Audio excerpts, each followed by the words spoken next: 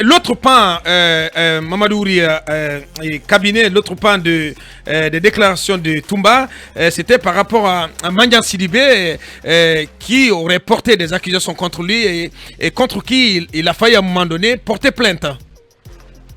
Oui, bon, écoutez, moi personnellement, je n'ai pas écouté, enfin, je n'ai pas suivi Mandian à l'époque sur les faits. On me dit que c'est quand il était à Planète FM. Mais ce qui est sûr, hier, j'ai suivi Toumba. À un moment donné de sa déclaration, il a dit qu'on l'a tellement, si vous voulez, comparé peint en noir à tous les mots de la Guinée, je vais dire comme ça, qu'à un moment donné, il a demandé à son avocat si ce n'était pas nécessaire de porter plainte contre ces gens-là qui, si vous voulez, l'accusaient à tort ou à raison, en tout cas, à tort de tout simplement parce qu'il n'y croyait pas du tout. Et il a cité le nom de Mandian Sidibé, qui aurait donc proféré des accusations à son endroit, comment il est sorti du pays, il se serait fait aider par qui pour sortir du pays, des choses comme ça. Donc après, il s'est arrêté là. Donc ça veut dire qu'à un moment donné, il avait voulu que son avocat...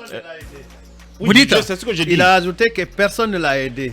Si c'est pas le pouvoir de dire personne. Il a ajouté que personne l'a aidé. Mais ce qu'il voulait dire, c'est que les gens ont fabriqué des choses comme quoi il s'est fait aider par tel ou tel pour sortir.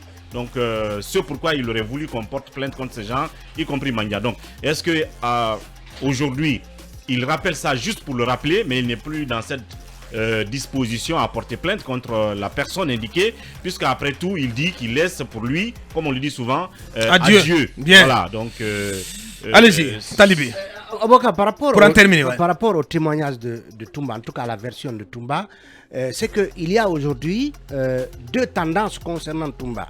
Il y a ce que les leaders politiques disent de lui, de son rôle, en tout cas de l'opération de sauvetage dont ils ont bénéficié de sa part, et qui, en tout cas jusqu'à ce qu'on sache le traitement que le tribunal fera de ces témoignages favorables.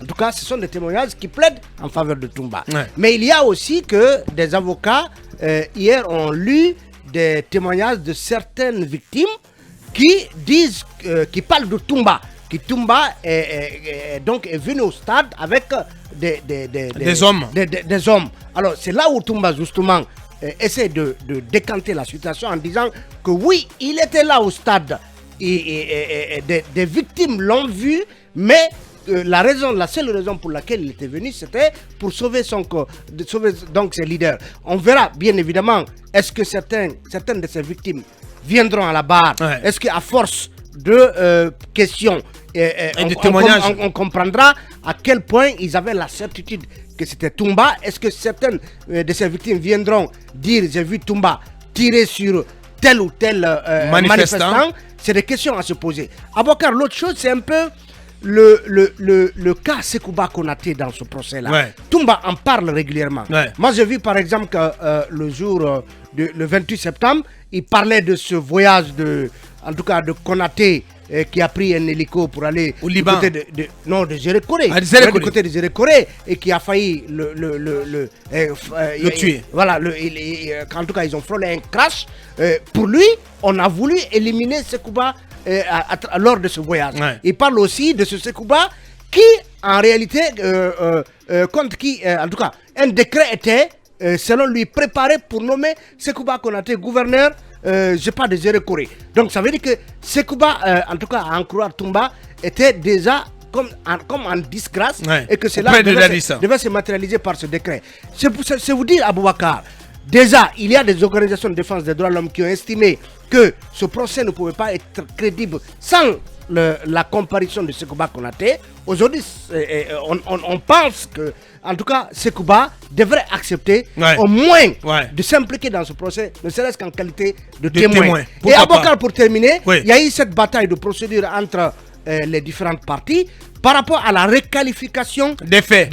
Oui. Et ça il a fallu finalement que le président du tribunal tranche, parce que il y a la défense qui dit que on ne saurait requalifier ces faits puisque la Cour suprême s'était déjà prononcée par rapport aux différents chefs d'accusation, mais le président du tribunal a tranché en disant Aboubacar, et c'est très important, oui. Parce que si les faits sont requalifiés, il pourrait justement prendre en compte des aspects comme la responsabilité de commandement qui n'a pas été prise en compte par le code de procédure pénale de notre pays. Et le président disait donc au sujet de cette réqualification, rien n'interdit au tribunal de pouvoir procéder à une réqualification. Mais le tribunal estime qu'on n'est pas dans cette phase. Quand la question va être soumise au tribunal, toutes les parties de façon contradictoire seront écoutées. Et enfin, le tribunal va répondre. Donc, cette réqualification pourrait intégrer peut-être des chefs d'accusation qui sont du ressort parfois des crimes contre l'humanité. Parce que Maître Hamidou qui est intervenu a estimé que ce qui s'est passé au stade du 28 septembre relève des crimes contre l'humanité. Mais il va falloir que toutes les parties convainquent voilà, justement, c'est pourquoi. Oui, ou pas le président de la Cour d'aller dans ce sens. De réqualifier les faits dans ce sens-là. Oui, Akoumba. Aboubakar, le président a presque tranché, le président du tribunal. Non, pas encore. Attention, non. Vous l'avez écouté hier? Bien sûr. Qu'est-ce qu'il a dit? Il a dit que rien n'empêche au tribunal de réqualifier. Oui, il n'a pas tranché. Non, au moment attendez. Le débat était que... Sorti d'un débat où la parole sera donnée à tout le monde. À toutes les parties. Mais attention. Donc, il faut que les gens mais le dernier mot revient au tribunal, au président. Non, Akoumba, accordons-nous là-dessus. Pour l'instant... Il faut qu'il soit convaincu de l'argument d'une ou de l'autre. Est-ce que je peux parler? Oui, allez-y. Pour l'instant, c'est qu'officiel, il n'a pas réqualifié les faits. Attendez, je peux parler?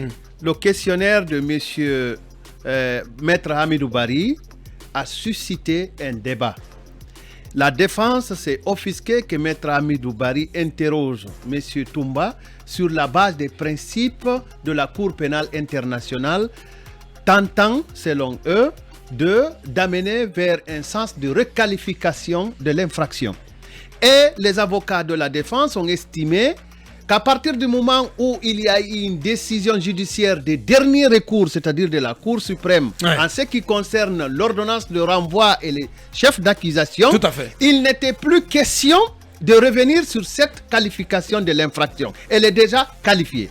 Mais le parquet, vous l'avez vu, les 3 membres du parquet ont pris la parole pour dire, et sur la base des articles 6, 194 et 195 du Code pénal, qu'il est possible de requalifier, et quand le débat sera posé, ils sortiront tous les arguments nécessaires pour démontrer qu'il est possible de requalifier à l'audience les chefs d'accusation contenus dans l'ordonnance de renvoi. Bien dit. Et quand le président du tribunal a pris la parole, il a dit que rien n'interdit la requalification.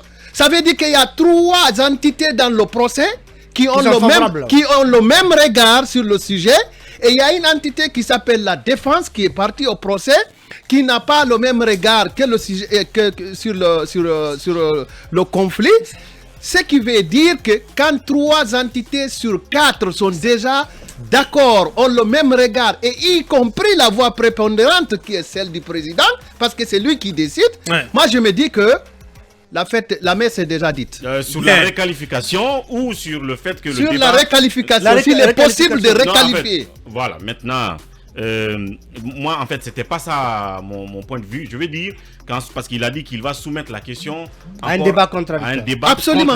Bien il l'a dit, mais il a commencé par dire que rien n'interdit la réqualification. Oui, au premier degré là, on est d'accord. Maintenant, il va falloir que chaque partie encore convainque le président. Non, quand le président dit que rien ne l'interdit de réqualifier, alors qu'il a le soutien de la partie civile du parquet, il ne reste que la défense. Pour moi, la messe est dite. Bien.